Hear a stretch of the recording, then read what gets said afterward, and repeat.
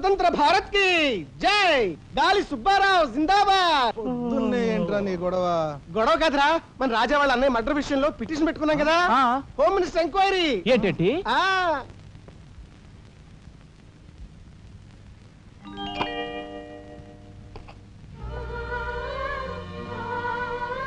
లక్ష్మి, పట్టు చీర కట్టుకుని ఒంటి నిండా నగలు పెట్టుకుంటే నువ్వు శ్రీ మహాలక్ష్మిలా ఉంటావు.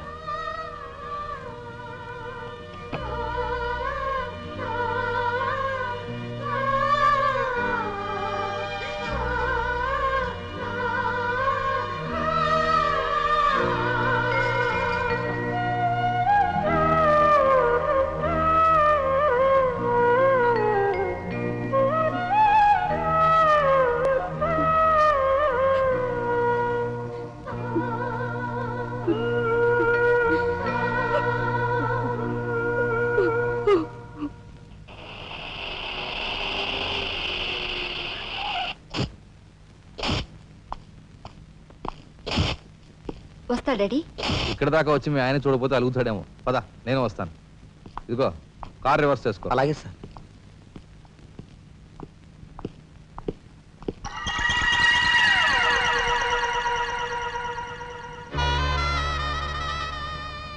వాళ్ళని బయటికి పంపించే అవకాశం వాళ్లే మనకు కల్పించారు. అంటే చిన్నదారి, నీకు అర్థం కాదు. నువ్వు ఒకసారి పైకి వెళ్ళి మీ ఆయన్ని తీసుకురా. మిగతా విషయం నేను చూస్తాను. వెళ్ళి.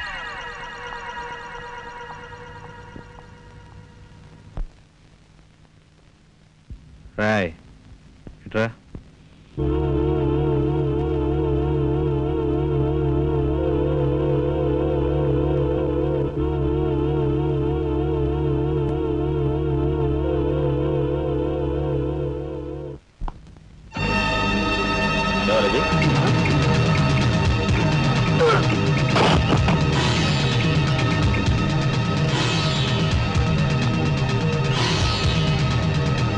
చూసారా మీ వదిన గారి రాసలీలలు? ఎవరా? అయ్యా నువ్వా? మొగుడు చేస్తే ఆడవాళ్ళు నుదురు కుంకుమ తీసేస్తారని ఇప్పటి వరకు తెలుసు, కానీ చాటు మొగుడు వచ్చినప్పుడు బొట్టు కూడా పెట్టుకుంటారని ఇప్పుడే తెలిసింది. ఇన్నాళ్ళు నిన్ను వదినగా కాదు, తల్లి కన్నా ఎక్కువగా చూసుకున్నాను. కన్న తల్లి చేయకూడని పని చేస్తే ఏ కొడుకు క్షమించడు.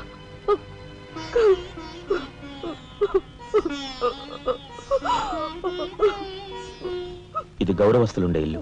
మీరంతా ఎక్కడుండాలో మీరే నిర్ణయించుకోండి. కలెక్టర్ గారు, గౌరవనీయమైన మేజిస్ట్రేట్ హోదాలో జడ్జిమెంట్ ఇచ్చే ముందు మనిషిగా ఒక్క నిమిషం ఆలోచించండి. ఇన్నాళ్ళు మాతో కలిసిమెలిసి పెరిగిన ఒక కుటుంబ సభ్యుడిగా ఎవరో ఎలాంటి వారో తెలుసుకుని మరీ తీర్పునివ్వటం మంచిది. మన కంటి కనిపించేవని నిజాలు కావు. ఈవేళ అన్నయ్య వదిన పెట్టుకున్న బొట్టు నిజం కాదా? కట్టుకున్న పట్టుచీర నిజం కాదా? నేను చూస్తుండగానే ఆ డ్రైవర్ ఇవిడి గది నుంచి బయటికి రావడం నిజం కాదా? ఇవి చాలవా, లేక అగ్ని పరీక్ష చేయించాలా?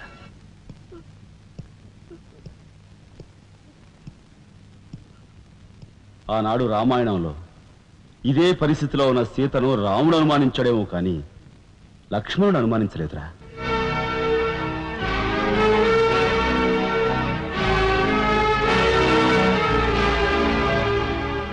నాయనమ్మా, మీరు లోపలికి వెళ్ళండి. ఏమిటి చీచి? మీ అన్నయ్య ఇంట్లోంచి బయటికి పొమ్మన్నా ఇంకా ఉండేందుకు సిగ్గులేదు?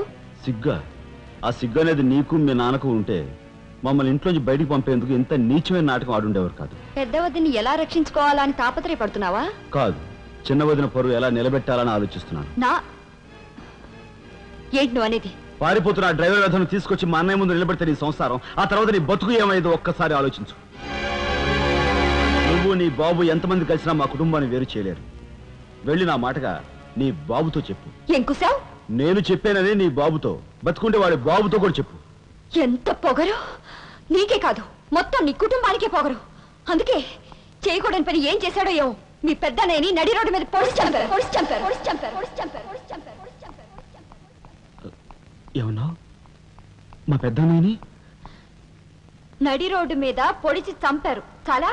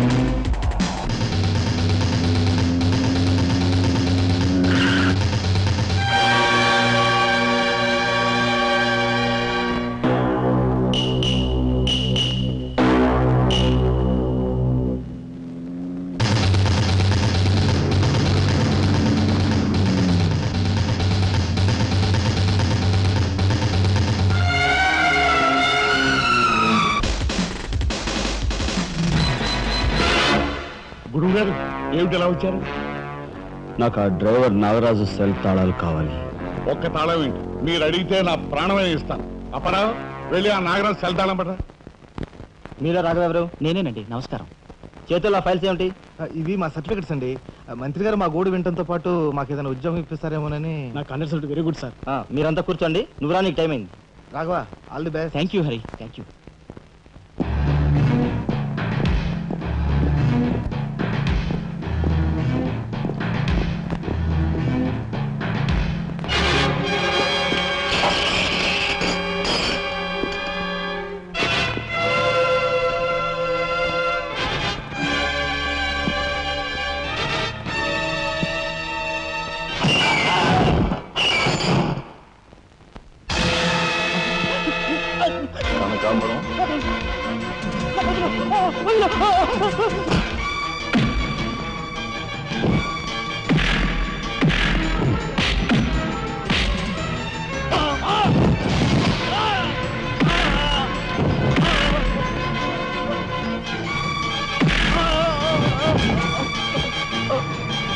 ఎవరు చంపారు చెప్తా, నన్ను చెప్పద్దు.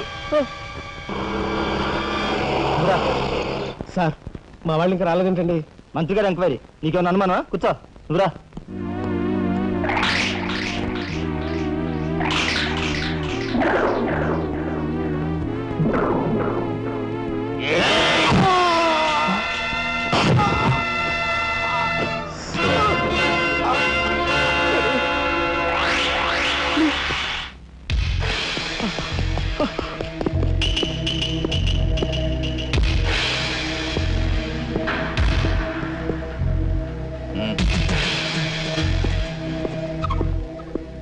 Sure, it will be success. Namaskar.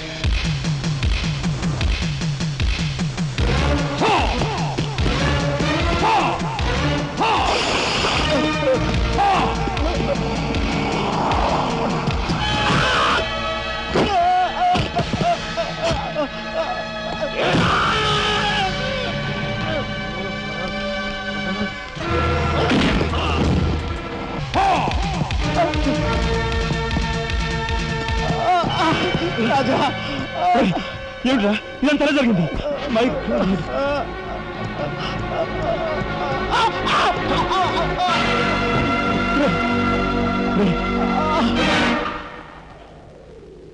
Narayana, Narayana, Narayana, Narayana, రే రే మాట్లాడరా నారాయణ. రే రే ఇదంతా ఎవరు చేశారా?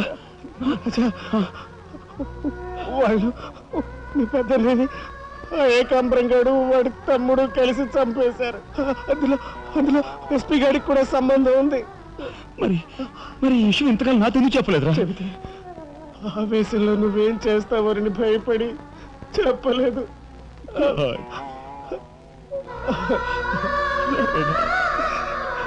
రాజా, జరిగిందంతా రాసి న్యాయం చేయమని హోమ్ మినిస్టర్కి పిటిషన్ పెట్టాం. అప్పుడు ఎంక్వైరీ పేరుతో ఆ బంగ్లాకి రమ్మని అక్కడ భయంకరంగా మన వాళ్ళందరినీ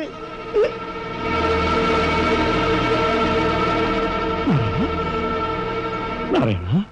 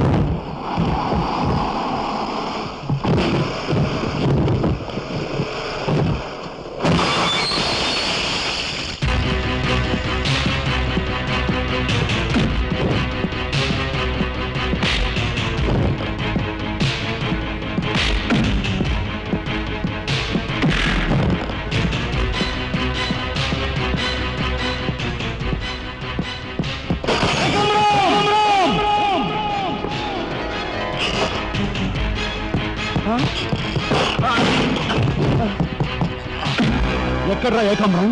తెలియదు, నాకు తెలియదు. ఏకాంబరు కనకాంబరు సిద్ధాంతి అంతా పోలీస్ స్టేషన్కి వెళ్ళారు. సమయానికి నువ్వు లేకపోయావు కానీ ఎస్పీ తమ్ముడు చాలా చాకచక్యంగా నలుగురిని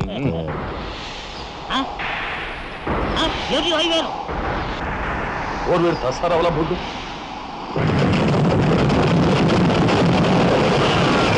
సరే పట్టుకోండి.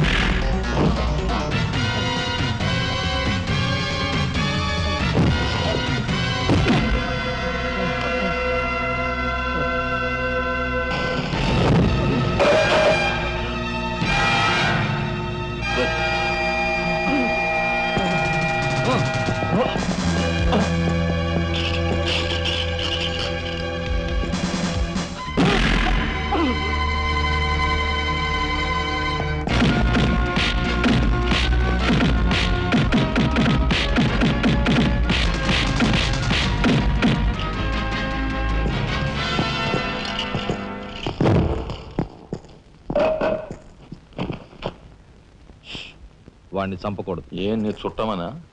కాదు, ఇంతకుముందు మీరు చంపిన నలుగురిని మీరు చంపలేదని నిరూపించుకోవాలంటే వాడిని చంపకూడదు. ఇదేం మెలిక?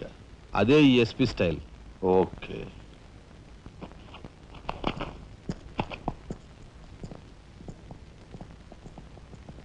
దేవుని సాక్షిగా అంతా నిజమే చెప్తాను.